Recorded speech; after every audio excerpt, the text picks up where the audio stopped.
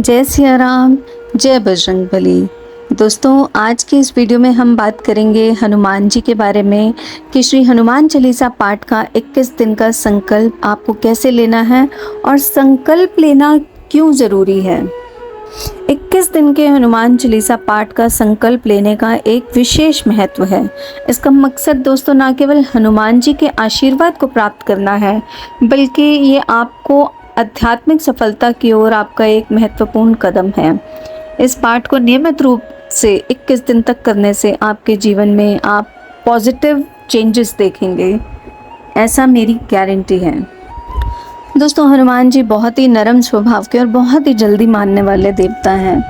अगर आप भी हनुमान जी की भक्ति करते हैं तो ये बात बहुत अच्छे से जानते होंगे कि हनुमान जी की कृपा जिस पर होती है उसका बाल भी बांका नहीं होता।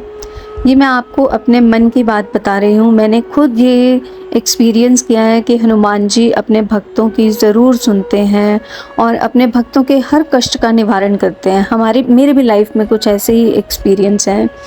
हनुमान चालीसा का पाठ करने से दोस्तों हनुमान जी का आशीर्वाद मिलता है और फिर जिस पर बजरंगबली का आशीर्वाद होता है उस पर तो कभी कोई संकट आ ही नहीं सकता। ये हनुमान चालीसा की जो 40 पंक्तियाँ हैं वो हमारे किसी भी काम को सिद्ध करती हैं। हमारे जीवन से जुड़ी हर समस्या का समाधान आपको हनुमान चालीसा में मिलता है।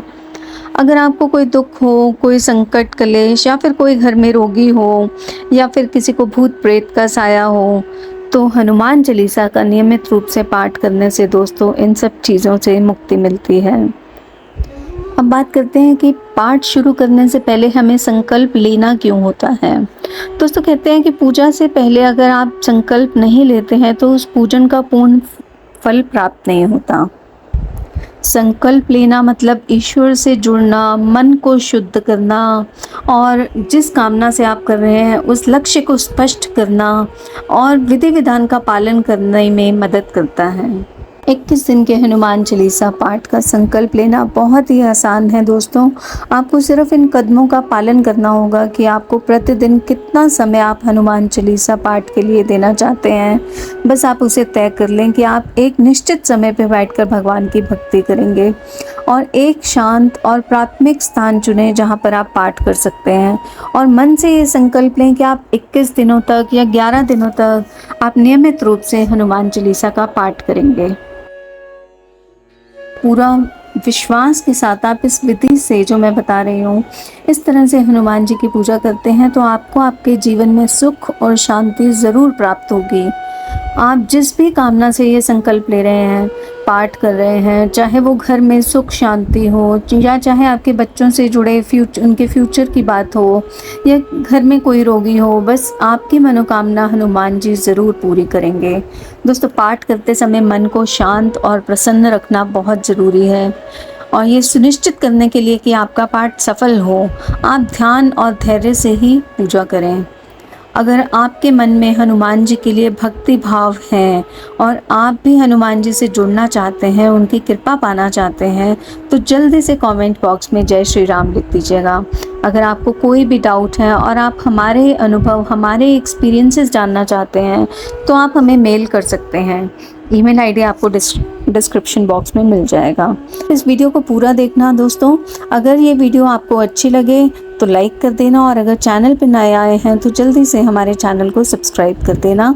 तो चलिए शुरू करते हैं कि और जानते हैं कि आपको हनुमान चालीसा का संकल्प लेना कैसे है।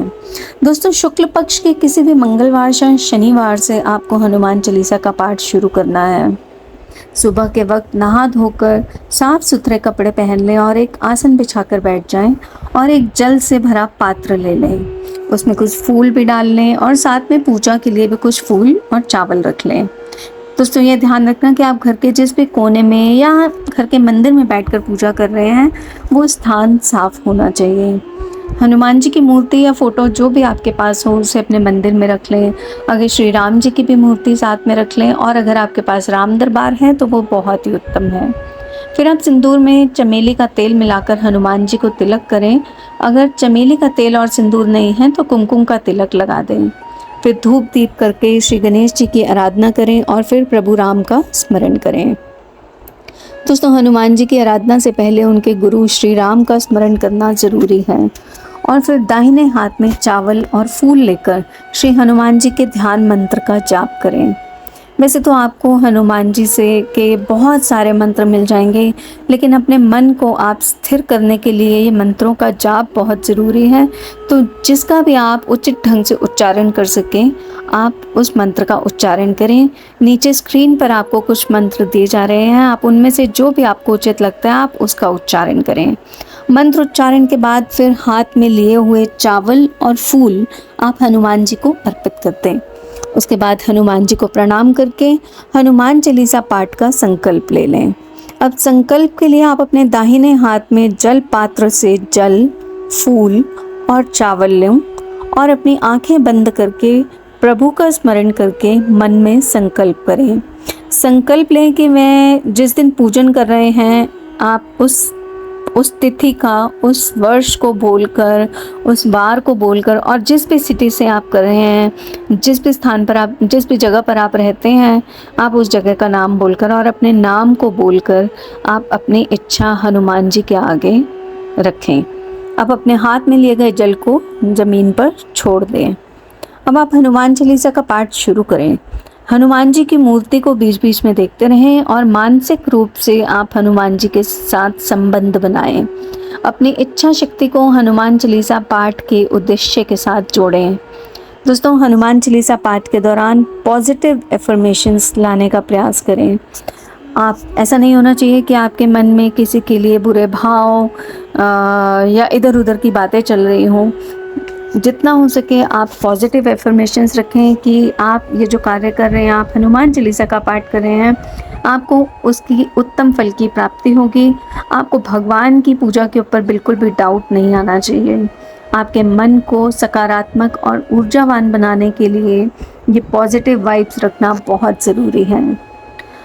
अगर आप इस बताई हुई विधि से और पूरे दिल से पाठ करेंगे तो दोस्तों, मेरी ये गारंटी है कि हनुमान जी आप पर अपनी कृपा ज़रूर करेंगे और आपकी हर मनोकामना को पूरा करेंगे। दोस्तों, ये तो था संकल्प लेने की बात, लेकिन हनुमान जी की पूजा में कुछ नियमों को अभी विशेष ध्यान रखना चाहिए, क्योंकि हनुमान जी नियमों को मानने वाले देवता हैं। तो चलिए जानते हैं कि इस संकल्प के दौरान और इस पाठ के दौरान हमें किन किन नियमों को फॉलो करना चाहिए। संकल्प या आप जो भी, अगर आप व्रत रखते हैं तो उन व्रत के दिनों में जितना आप ब्रह्मचर्य का पालन करें। हनुमान जी एक ब्रह्मचारी थे, तो दोस्तों ये ज़रूरी है कि हम उस दौरान ब्रह्मचर्य का पालन करें। मांस मदिरा से दूर रहें, प्याज लहसुन का परहेज करें, मन में शुद्ध विचार लाएं और कोई पाप ना करें। घर के मंदिर में साफ सफाई का विशेष ध्यान रखें और लघुशंका जाने के बाद बिना नहाए पूजा ना करें।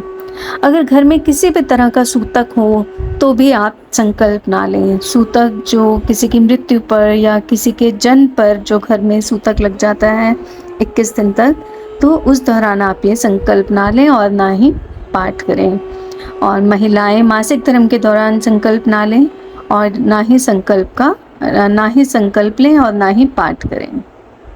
अब दोस्तों, कुछ लोग ये क्वेश्चन करते हैं कि ये हनुमान चालीसा का पाठ किस समय करना चाहिए, सुबह करना चाहिए, दिन में करना चाहिए, रात में करना चाहिए। तो मैंने जैसे आपको अपनी पुरानी वीडियो में भी बताया था कि अगर आप ब्रह्म मुहूर्त में उठकर कर सकते हैं तो इससे उत्तम कोई और समय नहीं है, क्योंकि ब्रह्म मुहूर्त में जो आपका प्रभु के साथ कनेक्ट बनता है वो दिन में किसी और पहर में नहीं बनता। सुबह ब्रह्म मुहूर्त में पाठ नहीं कर सकते हैं तो आप रात के समय भी कर सकते हैं।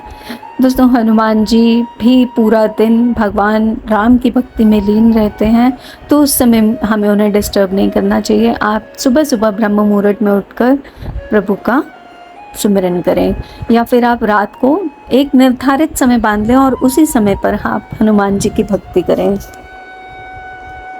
दोस्तों, आप ऐसा ज़रूर करके देखें और फिर जब आपकी कामना पूरी हो जाए तो आप कमेंट बॉक्स में जय श्री राम लिखकर मुझे ज़रूर बताइएगा।